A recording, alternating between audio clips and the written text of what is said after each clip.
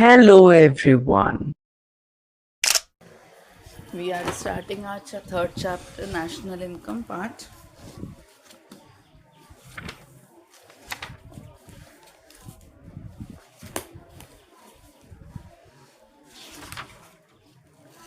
Chapter name is National Income and Related Aggregates. So, first concept is national income. What do you mean by national income? किसी को मालूम है बेटा national income का मतलब क्या होता है?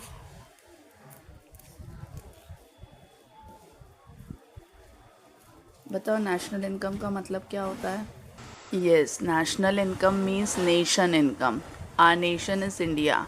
So in a year, what our country income is there, साल भर में हमारी कंट्री कितना अर्न कर रही है, उन सब चीज़ों को जिस जिस सोर्सेज से अर्न कर रही है वो सारे सोर्सेज को ऐड कर देते हैं, तो उसको कहा जाता है नेशनल इनकम. आया समझ में नेशनल इनकम का मतलब? और कोई रिपीट करेगा मुझे नेशनल इनकम की डेफिनेशन अपने वर्ड्स में? Yes, during an accounting year. ये बोलना ज़रूरी है. ड्यूरिंग एन अकाउंटिंग ईयर मतलब साल भर में. अब मैं डेफिनेशन बुक के अकॉर्डिंग समझा रही हूँ. National income is the some total of factor income. तो अब क्वेश्चन उठता है, सम टोटल ऑफ फैक्टर इनकम, तो फैक्टर इनकम क्या होती है? तो फैक्टर इनकम का मतलब होता है वो इनकम जो हमें फैक्टर ऑफ प्रोडक्शन के बदले में मिलती है. तो फैक्टर ऑफ प्रोडक्शन क्या होता है, किसी को याद है? हमने फर्स्ट चैप्टर में भी पढ़ा था.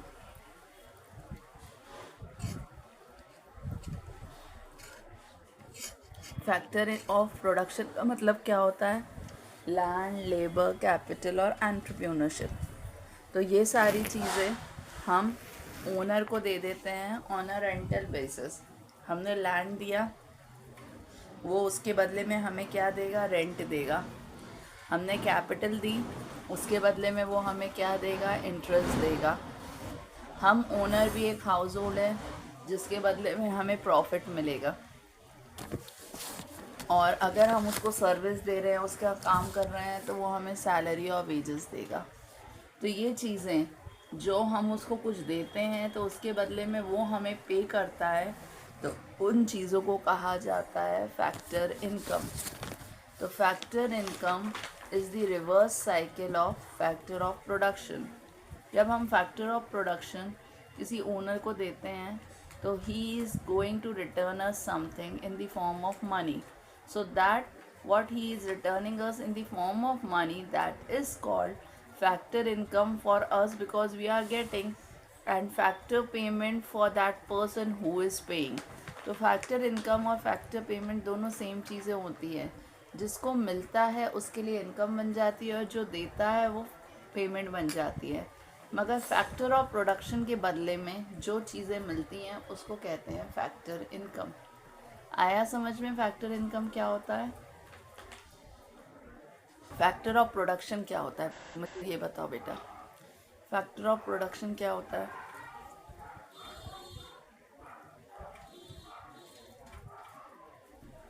नहीं मालूम? जैसे देखो, जानवी को हम सब अभी कितने मेंबर्स हैं अपनी क्लास में? ऑल टुगेदर 26 मेंबर्स हैं, इंक्लूडिंग मी 27. तो वी आर 27 मेंबर्स. तो हम मान ले रहे हैं हम एक कंट्री है जिसमें 27 मेंबर्स हैं. अब out of 27 members we all are household. हम सब कौन है? हाउस होल्ड है. हाउस होल्ड पर्सन, कंज्यूमर, क्योंकि अभी हम सब कुछ कंज्यूम कर रहे हैं. अब इन 27 मेंबर में से मुझे एक बिज़नेस चालू करना है. तो मुझे जब बिज़नेस चालू करना है तो मैं क्या बन जाऊंगी? एंटरप्रेन्योर बन जाऊंगी. एंटरप्रेन्योर मतलब मालिक. ठीक है. तो हाउस होल्ड में से ही मैं एक पर्सन क्या बनी हूँ? एंटरप्रेन्योर बनी हूँ. अब मेरे पास आइडिया है बिज़नेस चालू करने का, बट मेरे पास कुछ भी नहीं है. तो मैंने बाकी तुम 26 लोगों से पूछा किसी के पास लैंड है जो मुझे रेंट पे दे दे. तो मुझे आस्था ने अपना लैंड दे दिया, जिसके बदले में मैं उसको क्या दूंगी? रेंट दूंगी. मैंने कहा मुझे कैपिटल चाहिए लोन के लिए, तो मुझे आशी ने लोन दे दिया, जिसको मैं क्या दूंगी? इंटरेस्ट दूंगी. फिर मैंने कहा कि मुझे लेबर्स चाहिए, तो जिसको मेरे यहाँ काम करने आना है तो आ जाओ। तो आप में से कुछ लोग मेरे यहाँ काम करने आ गए, तो मैंने आप लोगों को उसके बदले में क्या दिया? सैलरी और वेजेस दी। तो अभी आप लोग घर वाले लोग, हम सब घर वाले लोग क्या थे? हाउस होल्ड थे। इनमें से ही एक पर्सन क्या बना? ओनर बना, एंटरप्रेन्योर बना। और आप हाउस होल्ड वालों से हमने चीज़ें ली। तो जो चीज़ें हमने आपसे ली, लैंड लिया, लेबर लिया, कैपिटल लिया, और एंटरप्रेन्योर हम खुद बने। तो ये चार चीज़ें क्या कहलाती हैं? Factor of production. Factor of production क्या होता है बताओ? नाम बताओ फैक्टर ऑफ प्रोडक्शन के। अभी मैंने नेम्स बताए।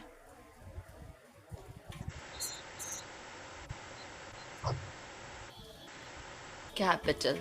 तो ये किसके पास था? ये सब किसके पास था? हाउस होल्ड के पास। तो हाउस होल्ड क्या कहलाता है? ओनर कहलाता है, मालिक कहलाता है इन सारी चीज़ों का।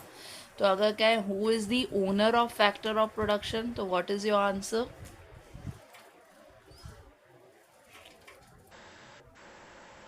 ओके, तो household are the owner of factor of production.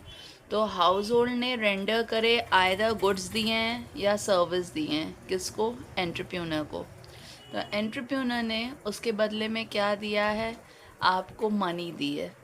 तो वो जो मनी उसने पे करी है, जैसे मैंने आपसे लैंड लिया था तो मैंने आपको क्या पे करा? रेंट। मैंने आपसे कैपिटल ली थी तो मैंने आपको क्या दिया? इंटरेस्ट। मैंने आप लोगों को लेबर के रूप में अपने यहाँ जॉब दी है, तो उसके बदले में मैं आपको क्या दे रही हूँ? सैलरी और वेजेस। ऐसे ही अब मैं खुद एंटरप्रेन्योर बनी हूँ तो मैं क्या लूँगी? प्रॉफिट। तो ये सारी चीज़ें किसको मिल रही हैं? फैक्टर ऑफ प्रोडक्शन के बदले में।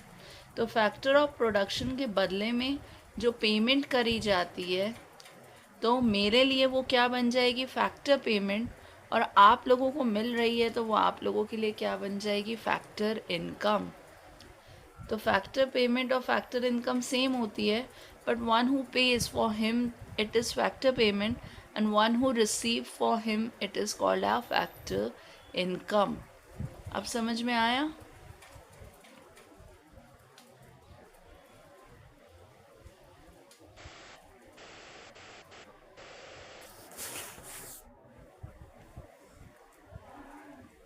तो अब डेफिनेशन सुनो। Sum total of factor income, मतलब कंट्री में जितना भी पैसा लोगों को मिला फैक्टर इनकम के फॉर्म में, earn by a normal resident. अब सेकंड वर्ड है नॉर्मल रेसिडेंट। नॉर्मल रेसिडेंट का मतलब क्या होता है? किसी को मालूम है नॉर्मल रेसिडेंट मतलब?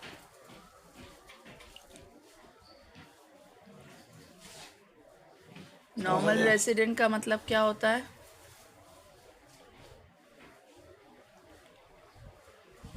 हमारी कंट्री के सिटीजनशिप। ज़रूरी नहीं है जिन जिन के पास, जो भले ही हमारी कंट्री में पैदा ना भी हुआ हो, बट उसके पास हमारी सिटीजनशिप है, तो वो भी क्या कहलाएंगे? Normal resident. तो हमारी कंट्री के सिटीजन्स की इनकम को जब प्लस करेंगे तो ही तो हमें अपनी कंट्री की इनकम पता लगेगी। जैसे अभी मैंने आप लोगों का एग्जांपल दिया, 26 स्टूडेंट्स हो।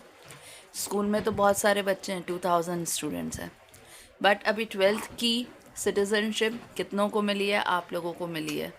तो आप लोगों को जो इनकम अर्न होगी, फैक्टर इनकम अर्न होगी, तो उस चीज़ को क्या कहा जाएगा?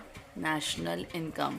सम total of factor income earned by normal resident of a country, means जिन जिन के पास हमारी सिटीजनशिप है उन सारी इनकम्स को प्लस करेंगे साल भर की, during an accounting year. That is called national income. अब समझ में आया नेशनल इनकम का मतलब क्या होता है? अभी भी किसी को कोई डाउट है तो पूछ लो। तो नेशनल इनकम निकालते समय हमें दो इम्पॉर्टेंट फैक्ट्स का ध्यान देना है। वो दो इम्पॉर्टेंट फैक्ट्स क्या है? नेशनल इनकम में पहली चीज़ इंक्लूड होती है फैक्टर इनकम। फैक्टर इनकम अभी मैंने समझाया। दूसरी चीज़ इंक्लूड होती है normal resident of a country. Definition में यही दो वर्ड्स थे समझने के लिए। तो अब इन दोनों वर्ड्स को इनने डीप समझाया है फिर से। फैक्टर इनकम क्या होती है, नॉर्मल रेसिडेंट क्या होता है। जब हमें इनके मीनिंग समझ में आ जाएंगे तो इनकी इनकम्स को प्लस करेंगे तो क्या आ जाएगा हमारा, यस। तो फैक्टर इनकम फिर से डिटेल में अब इनके वर्ड्स के अकॉर्डिंग समझा रही हूँ, अभी बाकी मैंने आपको समझाया है सिंपल फॉर्म में। तो factor income are the payments made by the producing unit, मतलब फर्म इसको पे करती है तो उसके लिए वो क्या बन जाती है, payment. And to the household it's become income. तो फैक्टर ऑफ प्रोडक्शन के ओनर कौन होते हैं, अभी मैंने समझाया था, हाउस होल्ड। तो इनके लिए ये इनकम हो जाती है। तो फैक्टर इनकम और factor payments both are same, but इसके अंदर कंपोनेंट्स दिए हैं। पहला components compensation of employ. Compensation of employ का मतलब क्या होता है, जब हम किसी के यहाँ काम करते हैं तो एम्प्लॉयर अपने एम्प्लॉय को जो जो देता है, क्या क्या देता है, सैलरी देता है, पेंशन देता है, वेजेस देता है। तो इन सारी चीज़ों को क्या कहा जाता है, कंपनसेशन ऑफ एम्प्लॉय। तो compensation of employee means when employer is paying something to the employee. So sum total of all that things what the employer is paying to the employee, that is called compensation of employee. So clear what is compensation of employee? Any example you can give for the compensation of employee? Just now I have given.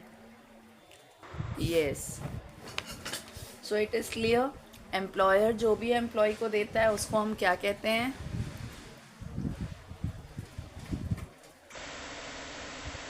Yes. Second दिया है उनने rent. Rent क्या होता है, हमने आपसे land लिया तो हम आपको क्या देंगे, रेंट देंगे। थर्ड है कैपिटल, हमने आपसे कैपिटल ली तो हम आपको क्या देंगे, इंटरेस्ट। फोर्थ चीज़ क्या है, एक हाउस होल्ड मालिक बना है, एंटरप्रेन्योर बना है, तो वो खुद क्या लेगा, प्रॉफिट लेगा। तो इन सारी चीज़ों को जब प्लस करा तो क्या बना,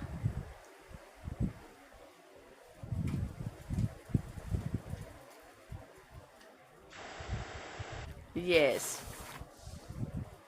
The factor income means sum total of compensation of employees, rent, interest and profit is called as factor income.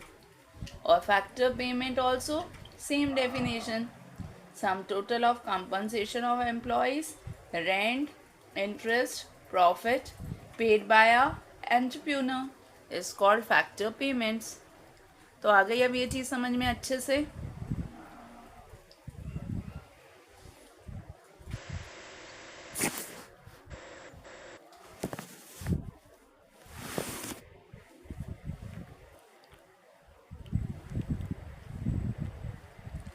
Now next topic is factor income और ट्रांसफर इनकम में कुछ डिफरेंस होता है।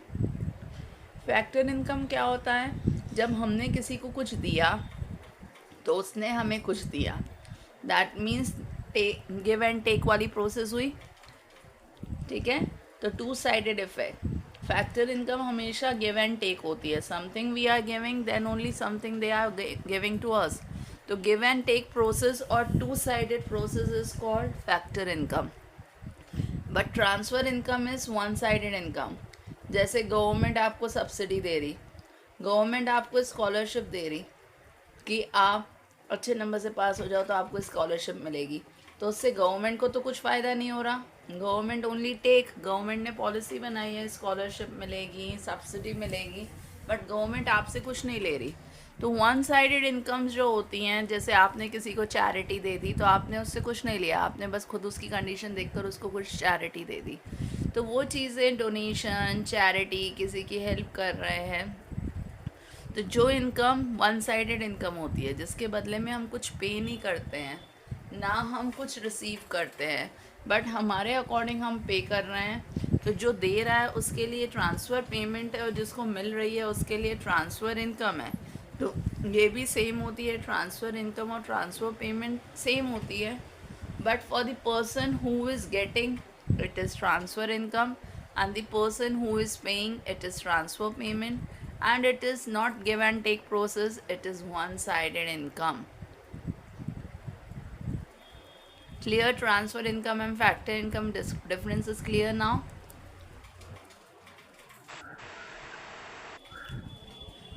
तो एक इम्पॉर्टेंट पॉइंट याद रखनी है, नेशनल इनकम कैलकुलेट करते समय बस फैक्टर इनकम यूज़ करी जाती है, ट्रांसफ़र इनकम यूज़ नहीं करी जाती.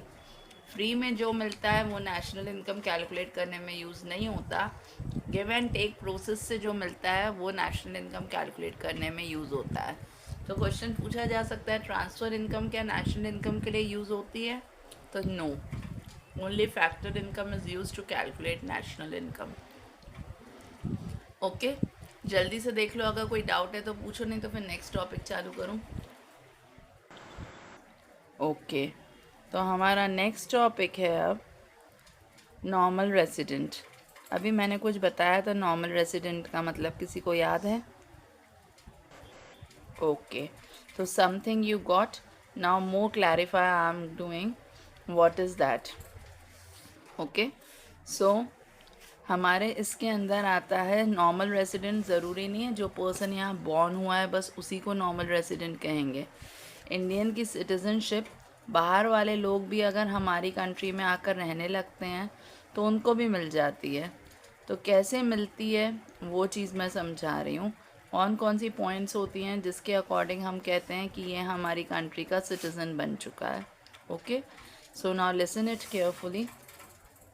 नॉर्मल रेसिडेंट का मतलब है one who resides in the country, मतलब जो हमारी कंट्री में रहता है. Second, who centre of economic interest lies in that country, और जिसका सेंटर ऑफ इंटरेस्ट मीन्स जो बस उसी कंट्री के फ़ायदे के लिए काम करेगा, तो उस पर्सन को हम नॉर्मल रेसिडेंट कह सकते हैं. तो जिसके लिए, या फिर एक रूल है, कोई बाहर का पर्सन हमारी कंट्री में 1 साल या 1 साल से ज़्यादा आकर रह रहा है, तो दिस पर्सन में not be a citizen of that countries. भले ही वो हमारे यहाँ पैदा नहीं हुआ बट वो हमारी कंट्री में साल भर से ज़्यादा आकर रह रहा है, और रहने के बाद उस पर्सन का सेंटर ऑफ इंटरेस्ट हमारी कंट्री का बेनिफिट है, वो हमारी कंट्री के फ़ायदे के लिए काम कर रहा है, हमारी कंट्री को प्रॉफिट्स कमा के दे रहा है, तो उस पर्सन को भी सिटीज़नशिप दे दी जाएगी. वो भी क्या बन जाएगा? नॉर्मल रेसिडेंट बन जाएगा. आई चीज़ समझ में? जैसे फॉरेन में होता है, फिल्म्स पे आपने देखा है, फॉरेन में ज़्यादातर बॉयज़ वगैरह जाते हैं काम करने के लिए, तो वहीं की लड़की के साथ मैरिज कर लेते हैं ताकि उनको फॉरेन सिटीज़नशिप मिल गई. नहीं तो पहले उन लोग जाते हैं परमिट वीज़ा, वर्किंग वीज़ा या एजुकेशन वीज़ा से, जो टाइम पीरियड ख़त्म होने के बाद उनको वापस अपनी कंट्री में आना है, बट वो वहीं के पर्सन से मैरिज कर लेते हैं तो अब उनको उनकी सिटीज़नशिप मिल जाती है. तो इसीलिए फिल्म्स में बताते हैं कि वो पर्सन फॉरेन सिटीज़नशिप हो गया तो अब वो वहाँ आराम से रह सकता है. तो सेम वे हमारी कंट्री में पर्सन बाहर से आते हैं, तो जब वो बाहर से आते हैं तो बस अगर पढ़ने के लिए आए हैं, घूमने के लिए आए हैं, भले ही 1 साल से ज़्यादा रह रहे हैं, बट उनका सेंटर इंटरेस्ट हमारी कंट्री का नहीं है. वो पढ़कर अपने देश को चले जाएंगे, घूमकर अपनी कंट्री को चले जाएंगे, तो वो हमारी कंट्री के नॉर्मल रेसिडेंट नहीं कहलाएंगे. बट जैसे वो हम हमारी कंट्री में आकर रह ही रहे हैं और हमारी कंट्री में ही काम करना चालू कर लिया है और हमारी कंट्री के ही फ़ायदे के हिसाब से काम कर रहे हैं, तो वो पर्सन नॉर्मल रेसिडेंट बन जाएगा. जैसे मैं एक एग्ज़ाम्पल बता रही हूँ, बताना वो नॉर्मल रेसिडेंट कहलाएगा कि नहीं कहलाएगा. जैसे अब हमने फ़ॉरेन से बुलेट ट्रेन ख़रीदी. जब बुलेट ट्रेन ख़रीदी तो हम लोगों को चलाते तो बनती नहीं है, तो उनने वहाँ का इंजीनियर ही भेजा है, जापान वालों ने अपना इंजीनियर भेजा है हमारे पास कि ये आपको सिखाएगा कैसे बुलेट ट्रेन यूज़ करनी है. तो वो इंजीनियर हमारी कंट्री में 1 साल से ज़्यादा रह रहा है, तो बताओ वो नॉर्मल रेसिडेंट कहलाएगा कि नहीं कहलाएगा?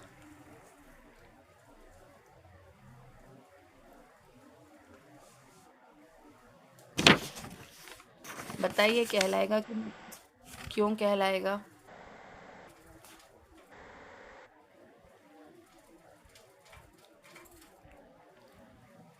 बताओ क्यों कहलाएगा? क्या?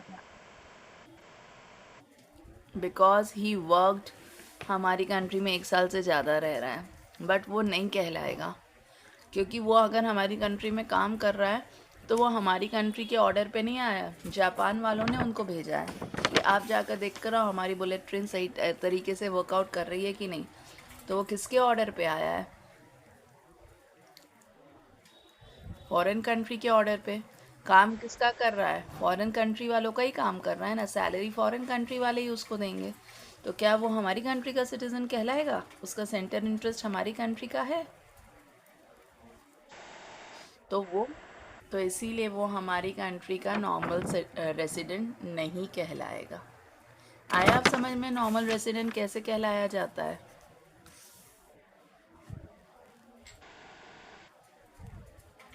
सो समझ में आ गई चीज़ क्या है, नॉर्मल रेसिडेंट क्या होता है? अब ये चीज़ क्लियर हो गई है सबको। जैसे अब मैं एक दो एग्जांपल और दे रही हूँ, बताना नॉर्मल रेसिडेंट है कि नहीं है।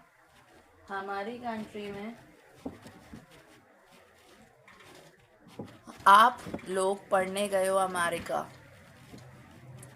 बताओ, तो आप यहीं के कहलाओगे कि आप वहाँ के हो जाओगे?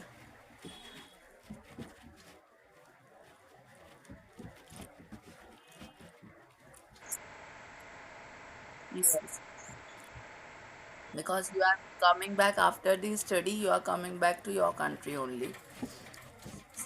तो सेम वे एक्टर्स जाते हैं बाहर फिल्म्स बनाने, क्रिकेटर्स जाते हैं, तो क्या वो वहाँ के हो जाते हैं कि वो हमारे ही रहते हैं? आ गई चीज़ समझ में नॉर्मल? तो ये समझ में आ गया नॉर्मल रेसिडेंट क्या होता है। तो अब आपको एक डिफरेंस दिया है बुक में, वो डिफरेंस की पॉइंट्स समझा रही हूँ, वो समझ लो तो आपको ये क्लियर हो जाएगा। देखो, एक वर्ड है नॉर्मल रेसिडेंट ऑफ इंडिया, एक है नॉन रेसिडेंट ऑफ इंडिया। अगर शॉर्टकट देखो तो दोनों का ही शॉर्टकट NRI है। तो हम लोग ने ज़्यादातर फिल्म्स में सुना है NRI। NRI मतलब क्या होता है? Foreign returner. यही हम लोग सोचते हैं फिल्म्स में जब बोलते हैं NRI आया है, NRI है, ये मतलब फॉरेन से आया है। मगर अब देखो यहाँ दोनों के वर्ड मीनिंग में टोटली डिफरेंस है। नॉर्मल रेसिडेंट का मतलब क्या हुआ है अभी? जिसके पास सिटीजनशिप है हमारी कंट्री की। नॉन रेसिडेंट जिनके पास हमारी कंट्री की सिटीजनशिप नहीं है। ठीक है, तो फर्स्ट पॉइंट दिया है Indian working in foreign embassy in India. Not anybody is knowing what do you mean by embassy? Embassy का मतलब जानते हो कोई?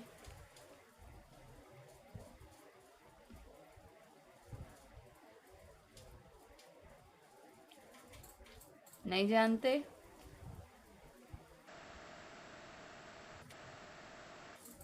Yes, good.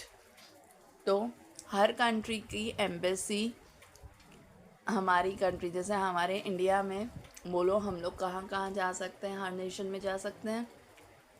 तो हर नेशन वाले अपनी एम्बेसी खोलते हैं। तो उस एम्बेसी से हमें जिस कंट्री की एम्बेसी है हमें वहीं का पासपोर्ट और वीज़ा मिल सकता है, वीज़ा मिल सकता है जाने के लिए।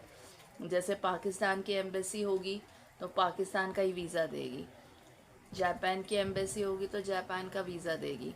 तो हर कंट्री की अलग अलग एम्बेसीज खुलती हैं हर कंट्रीज़ में, क्योंकि आजकल हमारी ग्लोबलाइजेशन के बाद से हम लोग कहीं पे भी आ जा सकते हैं।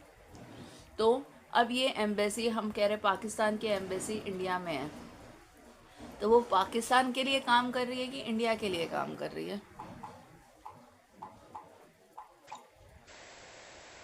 ठीक है, तो पाकिस्तान की एम्बेसी पाकिस्तान के लिए काम कर रही है इंडिया में, तो उसको हमें नॉर्मल रेसिडेंट कहना चाहिए कि नॉन रेसिडेंट कहना चाहिए?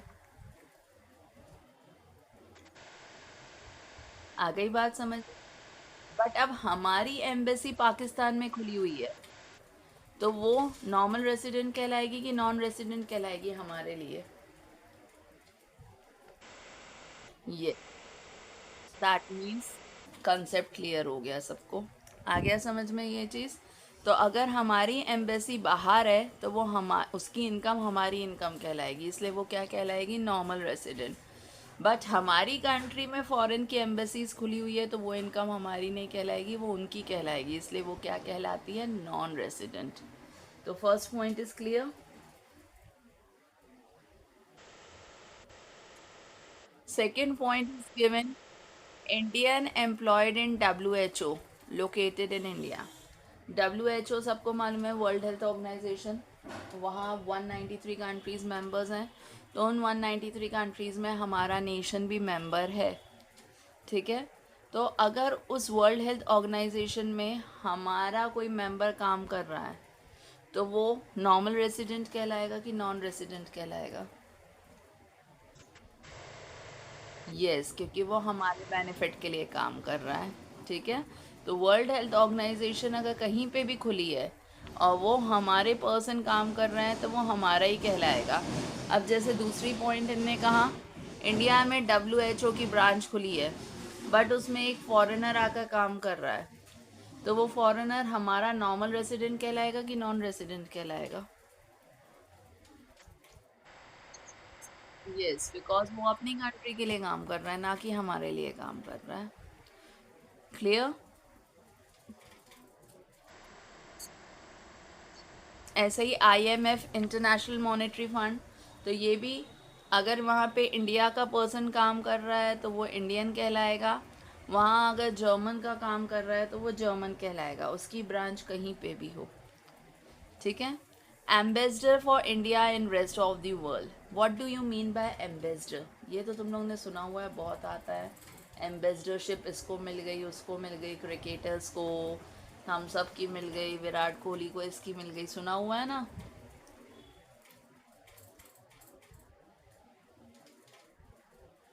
ये नहीं सुना? तो इस एम्बेसडरशिप से क्या होता है कि ये पर्सन इसी कंपनी के इसी प्रोडक्ट के ऐड कर सकता है। अब इसके कॉम्पिटिटर्स की ऐड वो नहीं कर सकता। जैसे विराट कोहली किसकी ऐड करता है बताओ?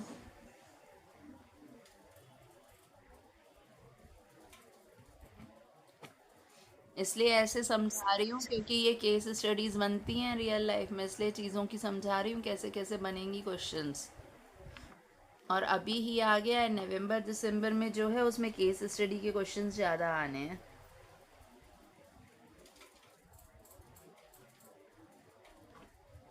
हाँ जी, बताइए बेटा। तो क्या है ये एम्बेसडर? विराट कोहली कौन सी ऐड ऐड कर रहा है अभी?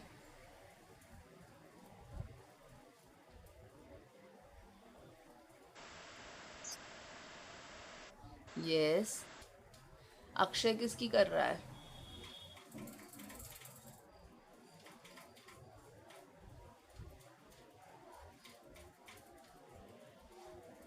अभी सर्फ एक्सेल की आ रही है जो अक्षय कर रहा है।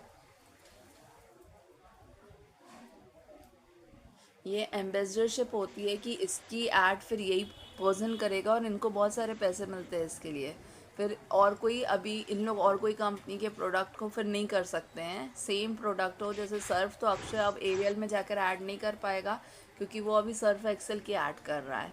तो वो चीज़ कहलाती है एम्बेसडरशिप। ऐसे कितने वेस्ट इंडीज़ के पर्सन हमारी कंट्री के, तो हम सब कोको कोला की ऐड करने आ जाते थे।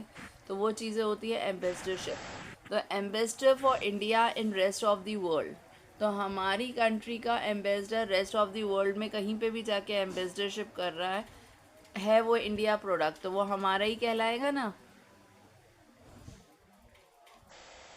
और बाहर के लोग हमारी कंट्री में आकर काम कर रहे हैं तो वो फिर उन्हीं के कहलाएंगे। तो अब ये चीज़ समझ में आ गई अच्छे से। और लास्ट पॉइंट मैंने टेक्निकल एक्सपर्ट वाला, इंजीनियरिंग वाला एग्जांपल दिया है, तो वो है कि बुलेट ट्रेन का जो इंजीनियर आया था उसका सेंटर ऑफ इंटरेस्ट उस कंट्री का था तो वो वहीं का कहलाएगा। बट अगर हमारा इंजीनियर बाहर जाके काम कर रहा होता तो वो हमारे बेनिफिट के लिए काम कर रहा होता तो वो फिर हमारा कहलाता। तो डिफरेंस समझ में आ गया normal resident and non resident में?